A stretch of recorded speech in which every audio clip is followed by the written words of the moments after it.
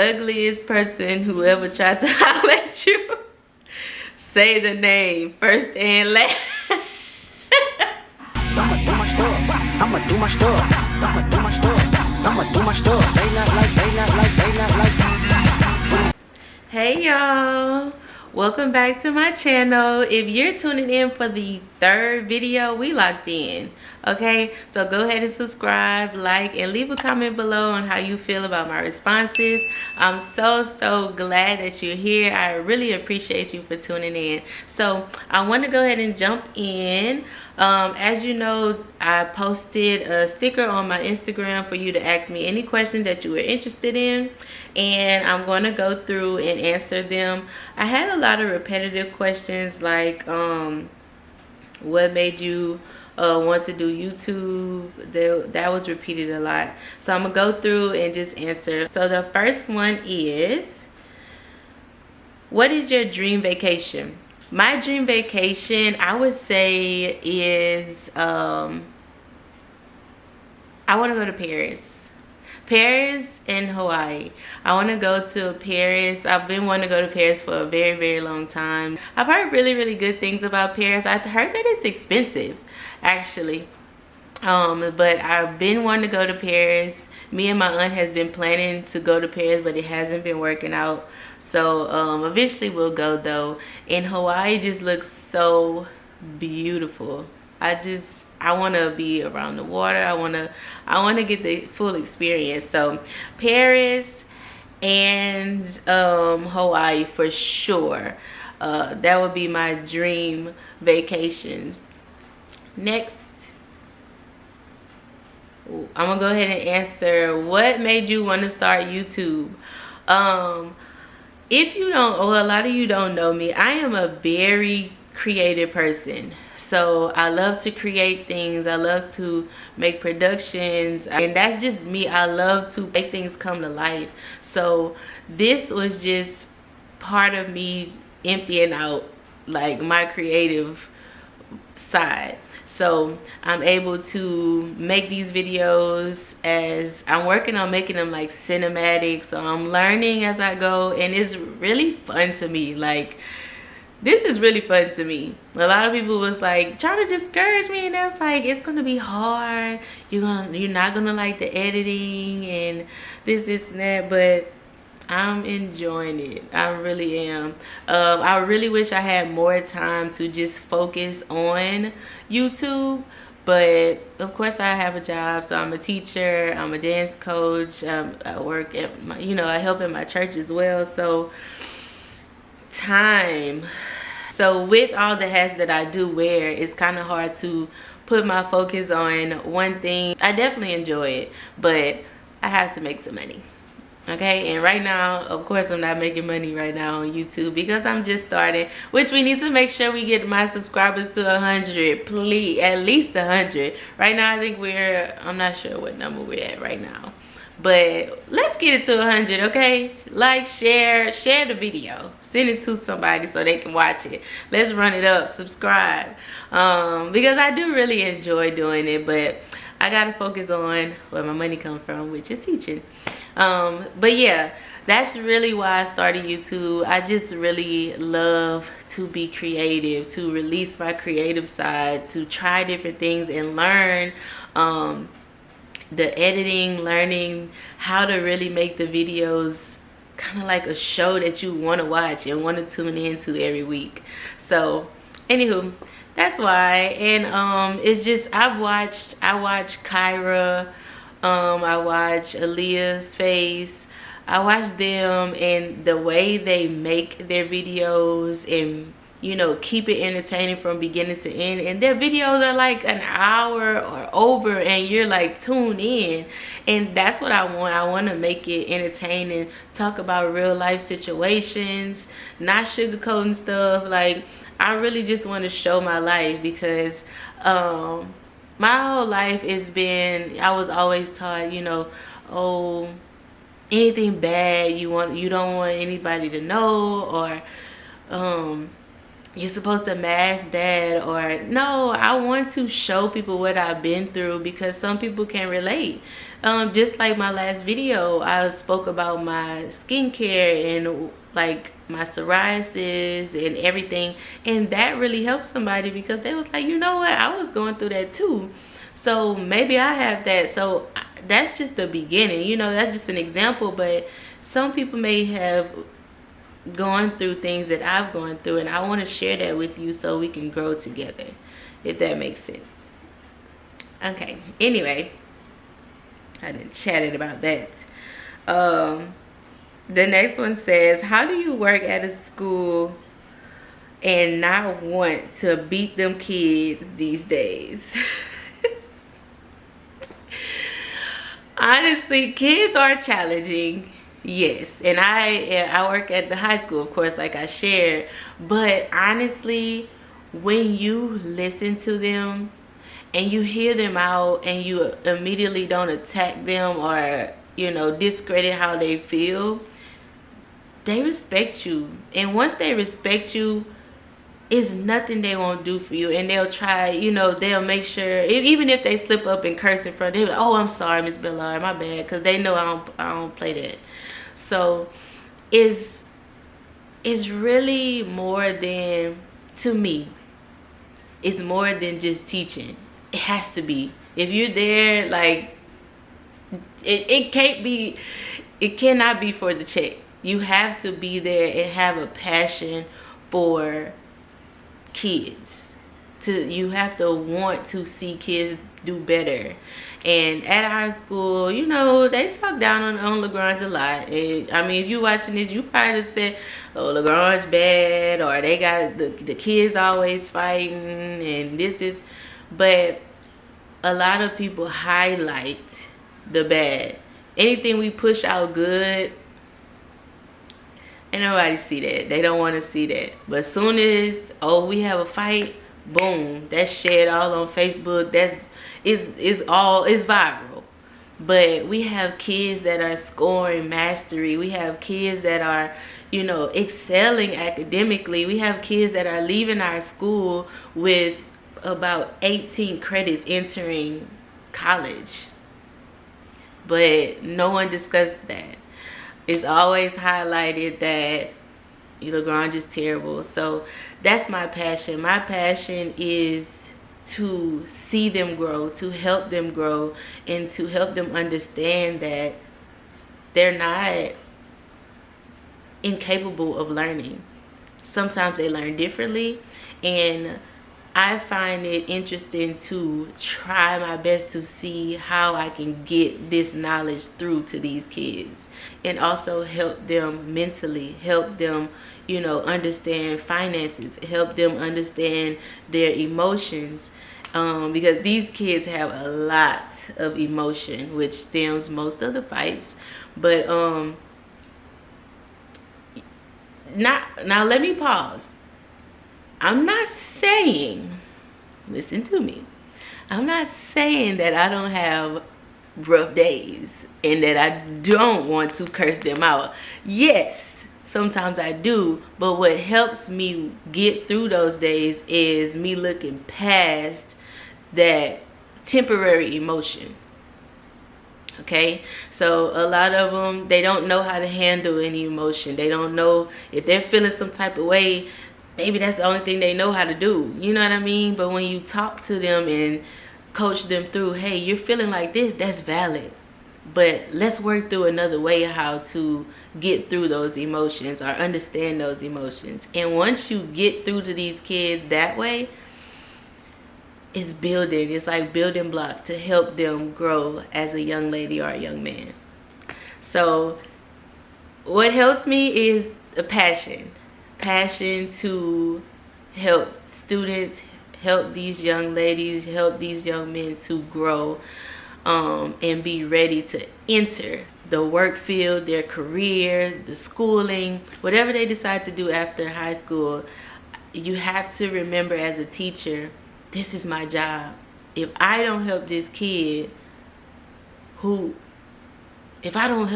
understand this concept or this subject, they're going into society and not going to know. They're not going to have that tool.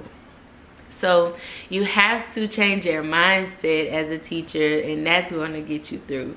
Now, what also makes it tough as a teacher is not only the students, it's the adults too. So sometimes the adults be on different pages, and we try to, follow our leader, which is the principal, and some people go against that, and that's where it gets tricky, because I can help students. I can get through the students, but the adults, not so much.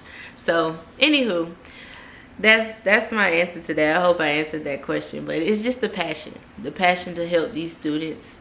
And there have been incidents, and I'm gonna move on to the next one. I don't want to make this too long, but there have been incidents where these kids will, once you build that relationship, they come to you. Like in a crisis, they'll come straight to you. And they've told me before, Miss Bella, I came to you before I crash out, before I cuss this lady out, or before I slap this kid. Or they'll come to me and I'll calm them down. We'll talk through that situation, and we come out with a solution. I never let them leave without a solution.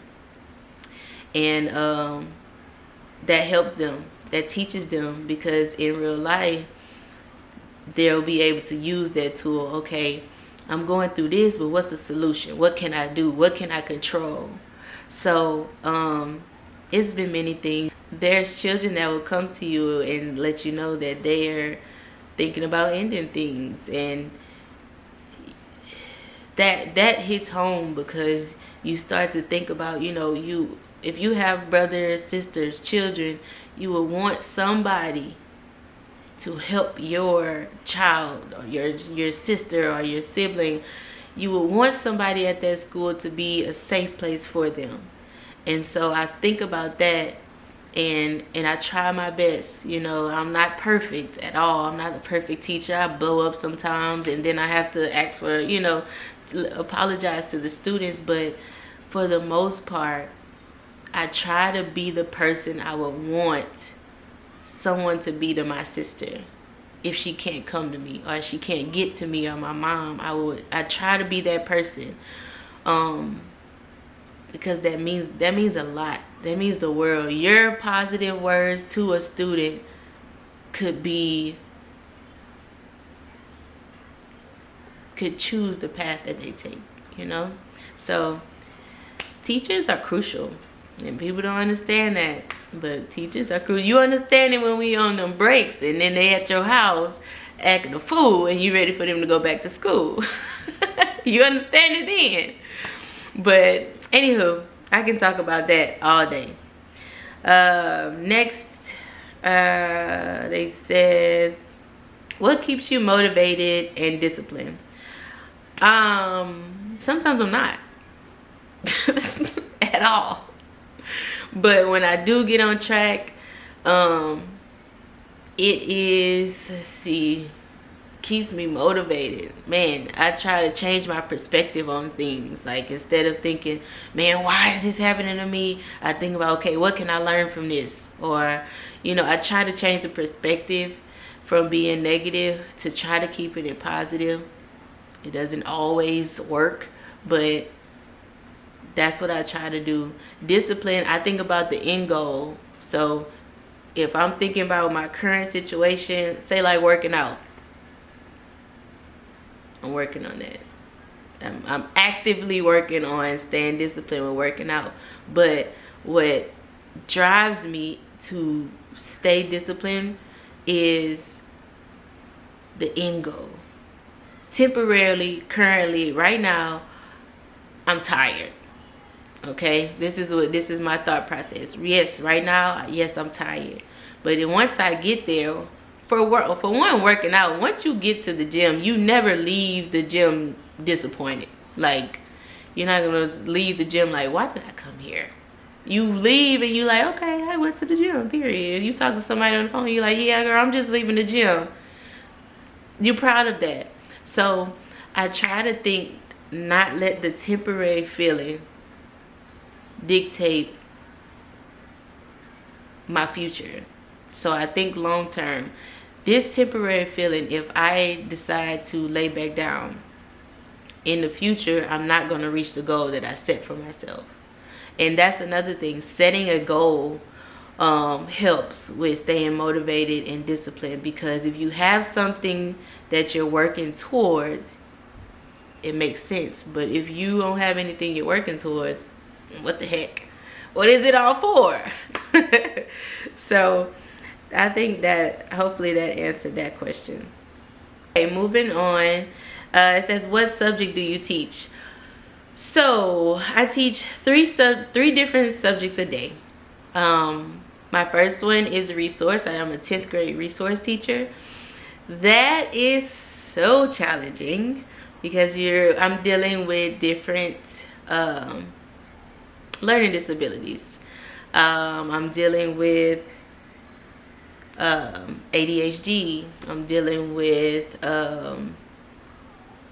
emotional disturbance. I'm dealing with anxiety. I'm dealing with hearing loss. I'm dealing with different, it's a lot of different things that these students come with. And resources, a lot of people think resource is easy because you have low numbers in your classes, but what they don't realize is this one student, first of all, I'm helping them stay on task with all classes, all 8 classes, 7 because my class is included. The other 7 classes, I'm helping them stay on task with. I'm helping them keep a good grade there. So if they're not understanding it, I have to reteach it. So I could be teaching math, English, science, social studies, food science, any electives that they may have, Spanish. I'm reteaching sometimes any one of those subjects that's on their schedule. So, and that's one student. On top of that, they have their learning disability. So they may be ADHD. So I may hear my name 20 times in maybe 5 minutes, less than that. So you have to have patience, and then it comes with the meetings and the paperwork. So with the IEPs, I have to write those IEPs. At minimum, I think the IEPs are like 16 pages, but there's more depending on how much support that student needs. So each student requires that they have accommodations. You have to make sure that they're being applied by not only you but your other teachers. You're the advocate for that student. So if they're not receiving the help that they're supposed to be, hello, you wake up. I'm gonna have to step in and say this student needs this, this, and this. And by law, I have to tell these teachers that they are required to give their student the support. And that is not easy because the teachers be like, I don't care what you're saying, little Johnny don't need that support. Okay, when they take you to court, don't call me, I done told you. So there's that. And then besides resource, I teach Algebra 1 LEAP. That is I basically teach Algebra 1, but it's an extra class to help them do well on the LEAP test. So I'm teaching Algebra 1, making sure that they have the tools they need to grow when they take the LEAP test. And then at the end of the day, I have my athletic PE, which is my dance team, and I have 3 different teams that I am the director of. My position is called auxiliary director. So I coach those 3 teams, which is the Gatorettes, that's the dancers. I have the Majorettes, which are the twirlers. They have the batons. And then I have the color guard, which is the flag. So at the end of my days, I am exhausted. I am drained. I've used every ounce of patience. I've used every trick up my sleeves to help these kids learn. I've used every creative, idea. And at the end of the day, I'm just like, yeah, I'm done. but sometimes I still have other things to do, other responsibilities like at the church. So anywho, that is what I teach. Trying to stay on topic. This girl said, can we see you with your glasses on? If you watched last video, you saw me with my glasses on, like when I did my skincare. So if you didn't see, go back on last video and check that out. Because it's in there. So you will be able to see me with my glasses on in the last video. This is a really good question. This says, your biggest lesson and mistake you made in your 20s. Ooh, man. My biggest lesson and mistake I made in my 20s was, I would say,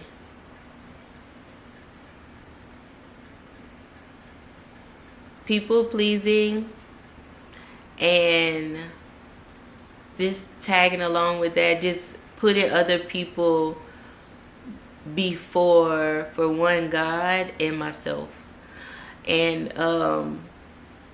in an unhealthy way. So it was basically anything. I didn't want anyone to be upset with me. I didn't want, you know, to offend anyone. I didn't want anyone to leave me because of what I didn't do for them. And I learned that the hard way, because for one, it drained me. It drained me because you can only do so much, you know. And I'll not even partially relationship, like romantic relationship, but partially like just people like I was around. I would want to satisfy everyone, and it was just like, Courtney, you can't do that, or you're going to lose you, and you're going to drive yourself crazy. And I really had to learn that the hard way, because when you put other people first, I'm switching back like to romantically. When you put other people first, they become your center. They become your everything. So when that doesn't work out and you lose that, now you feel like, what do I have? And that was my biggest lesson. And also, when people show you who they are, I know this is cliche, but this is so true. When people show you who they are the first time, believe it. Believe them. They're telling you who they are, and then you, oh, not with me. Not with who? Because if he did it before, child, it's a lot of times we ignore those red flags, and you be like, no. Or you be like, I can change him. Change who? Don't play yourself. Learn from me. Don't play yourself. Child, my 20s gave me a run for it, because I ignored red flags. I put everything before other things. My priorities were messed up. So because I put things before God and my, you know, out of line. And things became my center. You can't make something be your center when it's conditional. See, God, when you put God as your center, he ain't never changing. Nothing about God is going to change. So I've learned to make him the center and follow him and trust him and, you know, lean on him with things, you know, with everything. So learning not to people please, because you'll never please everyone. You'll never do it. You'll never do it. You'll drive yourself crazy. You make yourself sick trying to be everywhere, do everything, help everyone. It's impossible. So those are some big things that I've learned in my 20s. I'll say that. It might be more, but hold on, this is my mom. Okay. This next one says, how's life? We went to middle school together. It's pretty dope to see people from the past. Hey! Yes, I do remember you from middle school for sure. Life is good. I'm just maneuvering through, you know, trying to find my way, but life is really good. I'm working. That's where I'm at most of the time. So I'm at work. If you don't see me outside, like, cause I do live in Lake Charles. If you don't see me outside, I'll be tired. I don't know. It be the same people. Anyway, that's a whole nother topic. But yeah, life is good. I can't complain. Yeah. Next word is, what's a hard truth about love that you learned the hard way?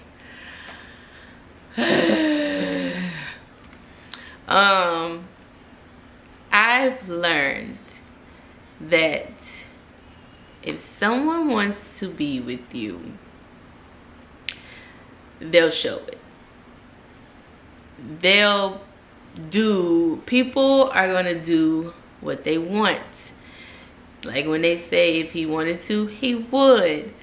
That is definitely true. These are cliches, but they are very true. If people want to be with somebody, they're gonna show it. You don't have to change who you are. You don't have to do the most. You just be yourself. And if they want to be with you, they will.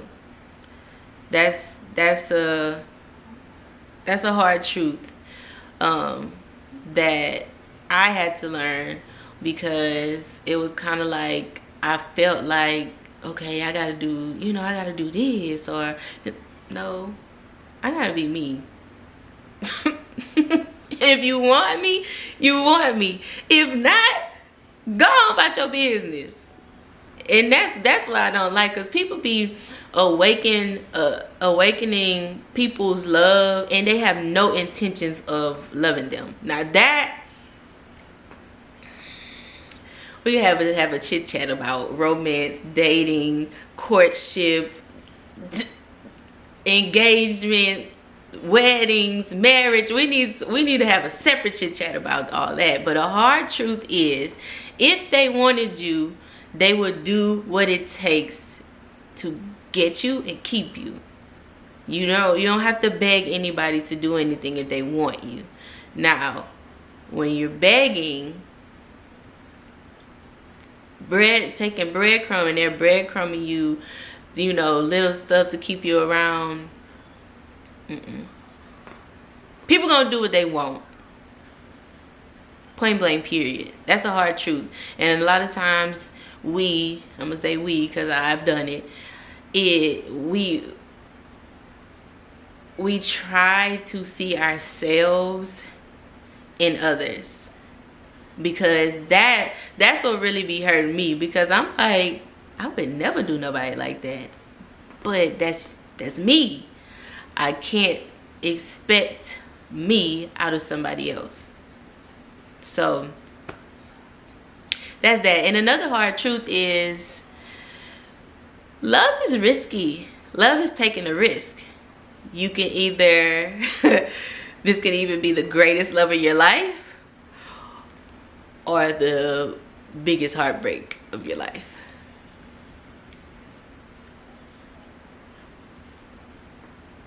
Hey, we here to gamble. So anyway, yeah, I'll say that. Great question. This is another what made you start vlogging. What are some of your pet peeves as a teacher? Y'all, I love my school. I just told y'all I love my school. I gotta understand my kids and I have patience with them. But my biggest pet peeve is when students will see adults. They'll see adults and still curse like sailors. Like, not just like a little S, little D, a little F-bomb, B. Like, it's so, it makes me like, and I physically do that when I hear it and they like, oh, I'm sorry, Miss Bella. But it's like, no, you're not sorry, because you see me and you see these other grown people around here and you have self-control. You still drop these F-bombs, be this, calling each other out their name, like, oh, you a, excuse me?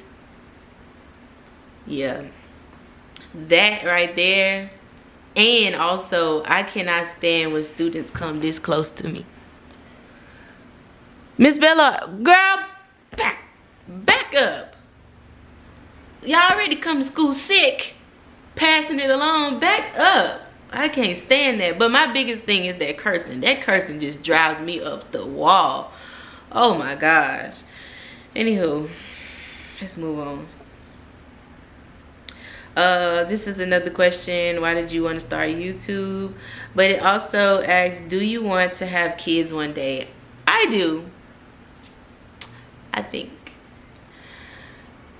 This world is getting crazy though, so it's kind of scary to bring a child into the world. But hopefully I do get married. I want to get married first and then have children with my husband. So yeah, I do, with my husband. And I want to make sure that I teach them things that I didn't learn early on.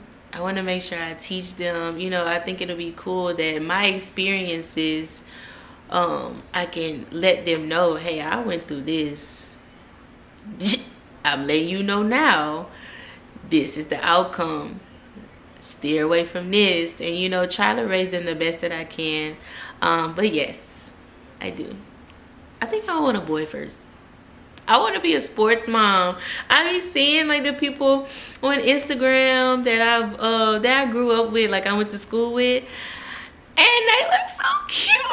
With they, you know, they got this sports mom. They be having their cups, their purses, their tents, their fan. I'm like, oh my god, that's so cute. I love it. I love it. So, but anyway, I know parenting is hard work. And the birth, oh my god. Ladies, we'll talk about it on separate, cause I got some questions. I might need to do a live and let all the mamas come in, cause I got questions about the birthing. I sure do, but we're not gonna talk about that right now. What do you do for work? I've already answered that. What was that? What you went to school for? It was not. I did not graduate in education. I graduated in criminal justice. And really and truly, this is how that worked. After I graduated, my aunt let me know that there were some openings at LaGrange, and I moved back home. After I graduated, I lived in Baton Rouge for a couple years, and then I moved back home. And I mean, like the day after I moved back home, she called me and she was like, hey, there's some openings at LaGrange. Are you interested in teaching? And at the time, I'm like, well, I mean, I could either find like a little job around until I find like a job in my field, or I can teach until I find a job in my field. And so I ended up going there. Literally, I got dressed the day that she called. I got dressed and I went to the school and I spoke to the principal, and it just was it was like meant to be. And so I applied, and you know, I got the job, and I started teaching. And it's just, I've been there for 6 years now at the same school. I started teaching 9th grade actually. Now I'm teaching 10th grade resource, and you know, we discussed it. But I don't know. Will I go into criminal justice? I don't know. Now the officers around school have tried to recruit me, like the school officers. They've tried to recruit me before, but I don't know. You know what's really, like, aside from, you know, helping the kids and having a passion for that, I don't want nobody to hear, ain't no other job give us them off days. Ain't no other job. I mean, if so, let me know, because maybe, you know, I just don't know. But ain't no other job. We off if the wind blows too hard. We're off. We're off for the, we about to be off, and it's literally Sunday, December 14th. Our last day is Friday this week, and we're off for 2 weeks, rolling into the next year. Huh? We off for Martin Luther King Day. Did that change? Cause y'all president. Anyway, I don't know. But we off for every holiday. Every weekend I'm off. Like, friend. That's I don't know. Anywho, last question. Well, almost. I got 2 more questions. Why does a successful woman intimidate men? Why does a successful woman intimidate men? Most of the time, I think it's because they don't have their stuff together. Because if you got your stuff together, it's like you don't really care if she's successful. That's a plus. But if you don't, you don't feel like you can say, tell me nothing. You can't tell me nothing. But I feel like that's what it is. Like, they don't have their stuff together, and then he not a man. Because a man is going to lead regardless. He's going to have that leadership characteristics. Like, okay, that don't bother me. I'm not intimidated by that. But boys that don't have they stuff together, yeah, that's why. I think that's what it is. You're intimidated. That's why they're intimidated, because they don't have their stuff together. So it's like, dang, she got her stuff together. What I got to offer? Like a man, you know what I mean? She don't need me. No, she don't. Mom, you can help you give some good advice. Why does a successful woman intimidate men? I said it's because they don't have their stuff together. Right. And if you don't have your stuff together as a man, then yes, you're gonna be intimidated for to the woman, because she don't need you. Exactly. So you got to be able to offer more than just monetary, because she got that. She's successful already. Right. And a lot of people don't have more than just the monetary to offer. They can't lead no woman nowhere. They can't teach her nothing. Right. And their life is not centered on God. Right. So that's first. That's first. What you think? You're right. I really think they be intimidated by us because we have some women have higher goals than they do. So with that being said, they just feel like we taking charge. Mm-hmm. When we're not taking charge, we just have our standards a little bit higher than what they're doing. Yeah, well, I agree with that too. But sometimes successful women can be a little We can be a little rough, like right, aggressive. We could be. boy, you ain't nobody need you. So then it's like, oh Lord, here she go. She throwing that she got money in my, you know what I mean? So Yes. sometimes I feel like most of the time he get intimidated because he ain't got his stuff together. But sometimes it's like, okay, I'm not about to keep dealing with every time something go wrong. I don't need you here. I got this, this, and this, and this. Right. So you can go about Right. your business. Mhm. So sometimes it'll be a Sometimes you little gotta bit of hold that back. too. Sometimes Yeah. you gotta Sometimes you gotta just take it soft Right. Right. instead of Right. just sit back and you want to take care of that? Go ahead, take care of that. Right. You got it. Y'all let a man be a man. Right.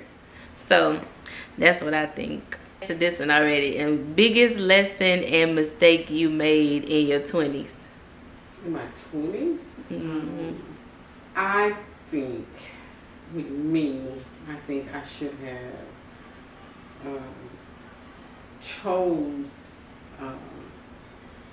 better guys in dating. Mm-hmm. Because some, again, didn't have their goals and standards right. They just was there for a party, and I was too. Mm-hmm. You know?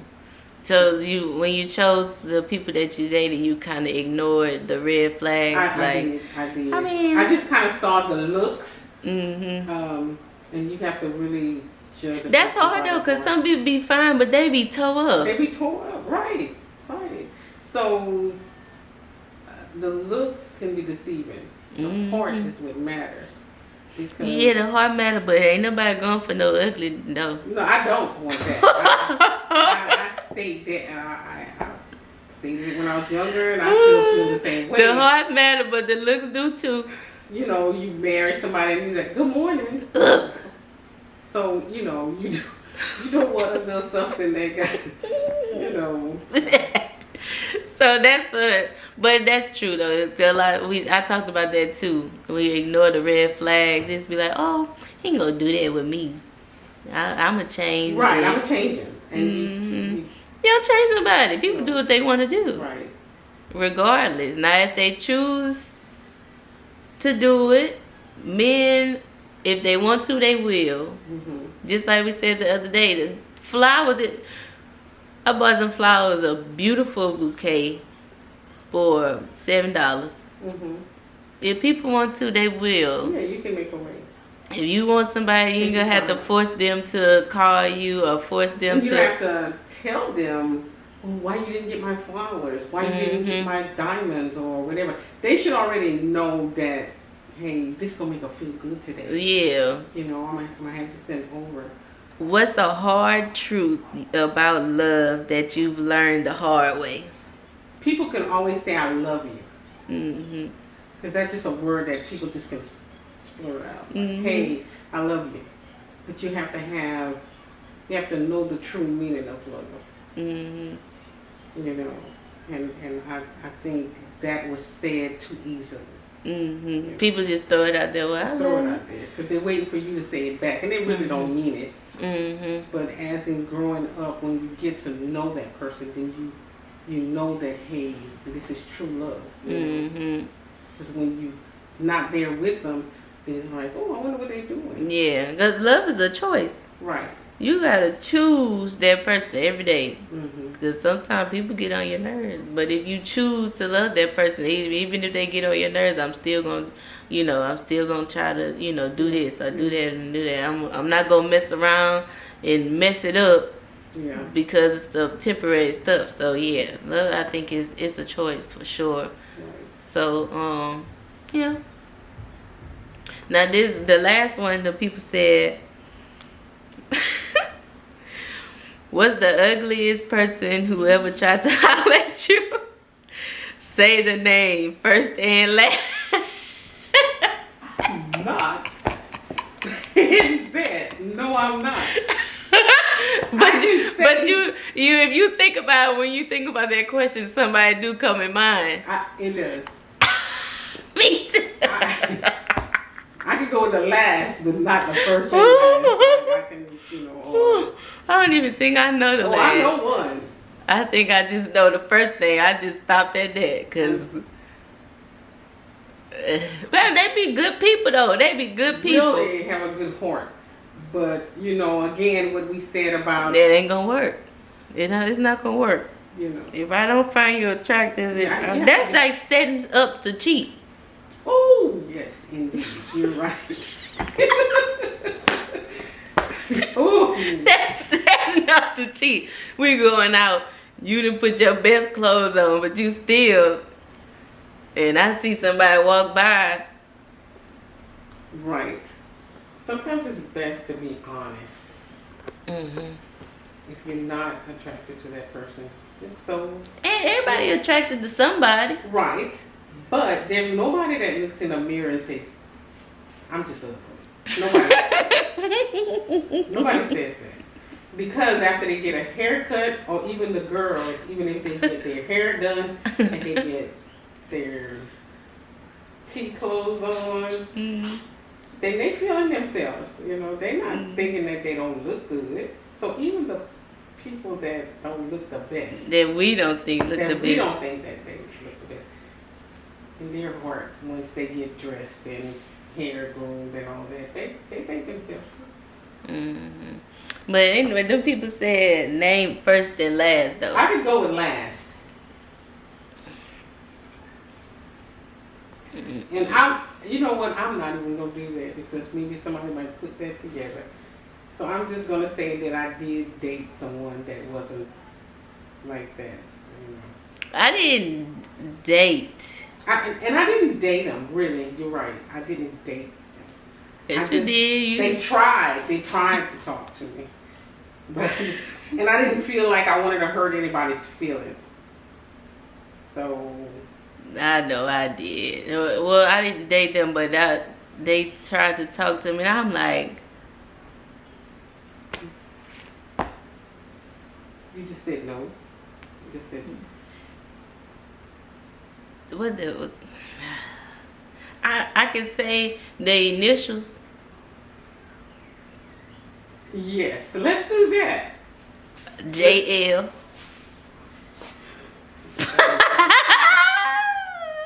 Well, for me, it's MG.